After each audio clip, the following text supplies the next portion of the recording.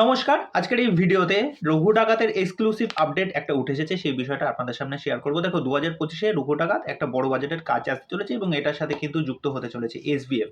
এবং যেই নাম দুটো উঠে আসছে আমরা কিন্তু সেটা নামী পত্রিকা থেকে দেখেছি যে অনির্বাণ চক্রবর্তীর নামটা কিন্তু উঠে এসেছে।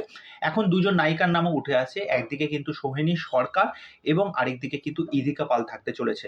তা যতদূর সম্ভব ইদিকা পাল হয়তোবা রঘু ডাকাতের এখানে স্ত্রীর ভূমিকায় অভিনয় করবেন, অথবা সোহিনী সরকার। আমার যতদূর মনে হয় সোহিনী সরকার হয়তো থাকবে না। এবং দেবদা কিন্তু রিসেন্টলি একটা ইন্টারভিউতে সেখানে কিন্তু বিষয়টা স্পষ্ট করে দেন যে রঘু ডাকাতের কাজ কিন্তু ফেব্রুয়ারি মাস থেকে কিন্তু শুরু হয়ে যাচ্ছে এবং এটাও শোনা যাচ্ছে যে হায়দ্রাবাদের রামোজি ফিল্ম সিটিতে কিন্তু সেটার অনেকটা পোর্শনের কিন্তু কাজ হবে। তা দেখা যাক এরপর মানে ফেব্রুয়ারি মিড উইক থেকে হয়তো এই সিনেমাটা নিয়ে কাজকর্ম শুরু হয়ে যাবে। সমস্ত আপডেট কিন্তু তারপর একটার পর একটা আসা হয়তো শুরু হয়ে যাবে। যেরকম কিন্তু আমরা খাদানের সময় দেখেছিলাম যে একটার পর একটা ছবি এবং নানান জায়গায় ছোট ছোট ক্লিপস, তাছাড়া কিছু কিছু ভিডিও, সমস্ত কিন্তু সব সোশ্যাল মিডিয়া প্ল্যাটফর্মে কিন্তু আমরা একটা একটা করে দেখতে পাচ্ছিলাম এবং যেটার ফলে কি হয়েছিল, আমাদের একটা বিরাট বড় একটা অ্যান্টিসিপেশন তৈরি হয়েছিল যে খাদানের মতো একটা বিরাট বড় একটা কাজ আসছে, আমরা ব্যাপক কিছু একটা পেতে চলেছি এবং যেটা ফলস্বরূপ তো আমরা সেটা দেখতেই পেলাম। তা আমি এবছর রঘু ডাকাতকে নিয়ে যথেষ্ট এক্সাইটেড আছি এবং এখানে দুজনের নাম যখন চলেই আসলো, দেখুন অনির্বাণ চক্রবর্তীর মতো একজন দাপুটে একজন অভিনেতা, তারপরে ইরিকা পাল, তারপরে সোহিনী সরকার। দেখো সোহিনী সরকার একজন দুর্দান্ত পারফর্মার, সুতরাং এতগুলো নাম যখন এই সিনেমার সাথে ইনক্লুড হচ্ছে তা বোঝো কাজটা কোন জায়গায় যাবে। আরেকটা বিষয়, দেবদাস সেই ইন্টারভিউতে মানে খুব কড়া ভাষায় জবাব দেন। দেখো বিনোদিনী এখন চলছে, বিনোদিনী কম শো পাচ্ছে বা কেউ দেখতে যাচ্ছে বা কেউ দেখতে যাচ্ছে না, এটা পরের ব্যাপার। যখন ওইটা বলা হয় যে শুভশ্রী তো বিনোদিনী আসছে, মানে ওই ব্যাপারটা নিয়ে না দেবদা একদম কড়া ভাষায় বলে। আমি শুধুমাত্র একটা বিনোদিনীকেই চিনি, সেই বিনোদিনীটাকে নিয়ে এখন মানুষ কথাবার্তা বলছে, সেটা মানুষ দেখুক, বিচার করুক রুক্মিণীর পারফরমেন্স কিরকম কি লাগলো।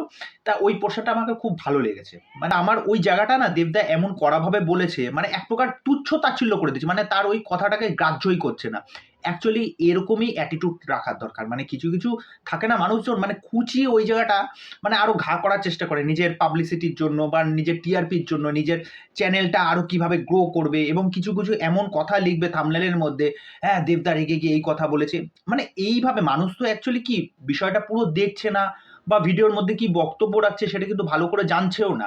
শুধুমাত্র একটা লেখার মাধ্যমে দেবদাকে নিয়ে, হ্যাঁ দেবদা এরকম কথা বললো, দেবদা এই করলো, ব্যাস এই নিয়ে একটা কাদা ছড়াছড়ি, একটা উল্টাপাল্টা কমেন্ট, একটা উল্টাপাল্টা মন্তব্য মানুষ করে বসলো। আগে ভিডিওটা দেখুন, দেবদা ভিডিওতে কি বলেছে। রিসেন্টলি সেই ইন্টারভিউটা আপনারা দেখতে পাবেন।